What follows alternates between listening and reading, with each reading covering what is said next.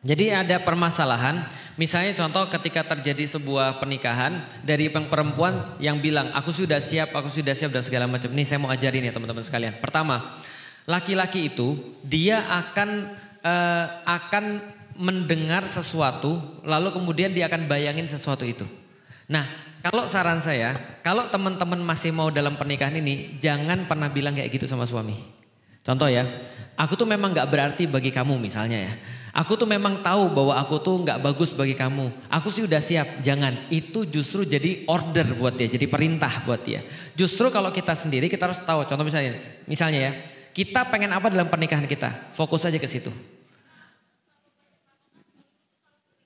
Betul. Nah itu zone namanya. Nah itu zone dari syaitan. Zone dari syaitan menandakan, jadi gini, syaitan tuh mau kita tuh downgrade.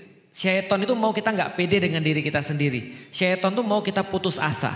Nah artinya gini, kalau kita sudah mulai terucap bahwasanya iyalah aku tahu bahwasanya misal contoh aku tuh bukan yang terbaik buat kamu. Aku tahu aku tuh banyak kekurangan. Aku tahu aku tuh jelek dan segala. Nah itu yang kemudian nanti akan masuk ke kepala suaminya. Yang kita mau fokusin kan bukan itu. Nah saya kasih kalimat untuk mengganti. Jadi gini, aku berusaha untuk jadi yang terbaik buat kamu. Nah, itu bagus tuh. Jadi itu akan menjadi sebuah afirmasi pada diri kita, menjadi afirmasi juga pada diri dia.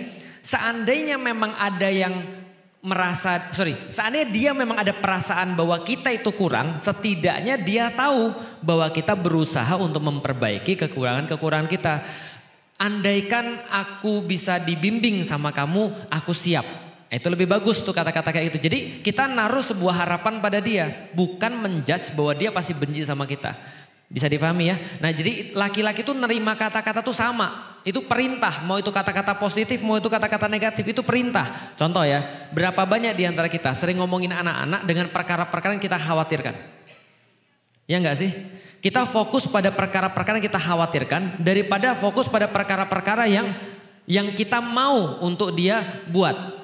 Ibu taulah kamu tuh gak pernah dengerin ngomongan ibu. Lebih dengerin omongan temanmu daripada dengerin ngomongan ibu. Bukan sama suami kita juga begitu. Kamu tuh memang dari dulu lebih sayang sama teman-temanmu daripada sama aku. Itu yang terjadi tuh. Paham gak sih maksudnya?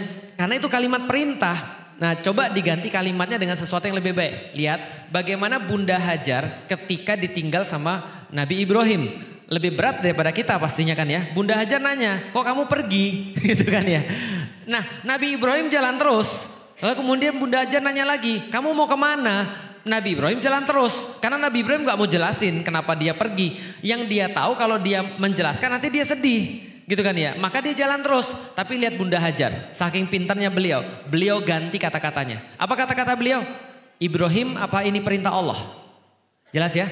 Yang awalnya tadi semuanya tentang diri saya. Kamu mau kemana? Kok kamu ninggalin aku? Kamu mau pergi kemana? Kok kamu ninggalin aku? Tentang aku. Dia ganti menuju kepada Allah. Apakah ini perintah Allah? Maka Ibrahim balik badan dan berkata, iya, gak mungkin saya ninggalin kamu kalau bukan karena perintah Allah. Maka kita fokus pada sesuatu yang pengen kita wujudkan. Kayak tadi misalnya, contoh misalnya gini, Bang misalnya, ya kita kan senantiasa berusaha jadi yang terbaik ya.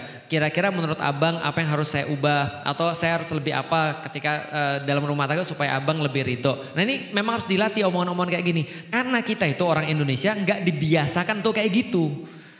Dan kita tuh merasa malu ketika harus ngomong kayak gitu. Berapa banyak di antara kita yang anaknya berani ngomong sayang ke orang tuanya.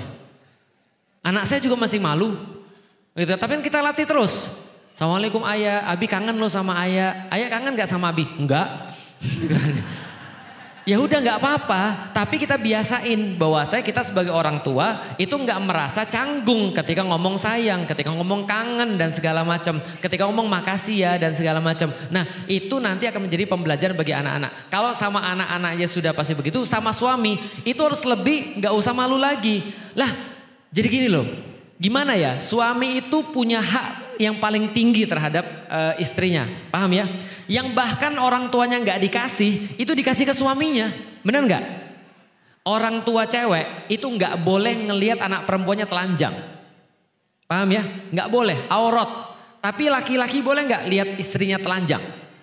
Artinya malunya apa lagi gitu maksudnya? Orang kita itu sama suami istri nggak boleh malu. Nah, termasuk pada perkataan-perkataan tadi ya, positif aja. Coba nanti di list kata-kata yang sering saya ucapkan misalnya itu kan. Ini coba ganti ke yang lain. Yang jelas jangan karena gini, mengatakan perkara-perkara seperti tadi pertama akan membuat laki-laki akan fokus pada perkara-perkara itu. Yang kedua, menjadikan kita sebagai victim terus-menerus. Paham ya? Menjadikan kita sebagai victim terus-menerus. Dan kita jangan terlalu sering menjadikan diri kita sebagai victim, sebagai korban. Bisa dipahami ya? Jadi kira-kira gitu. Jadi coba diganti kata-katanya. Insya Allah bagus.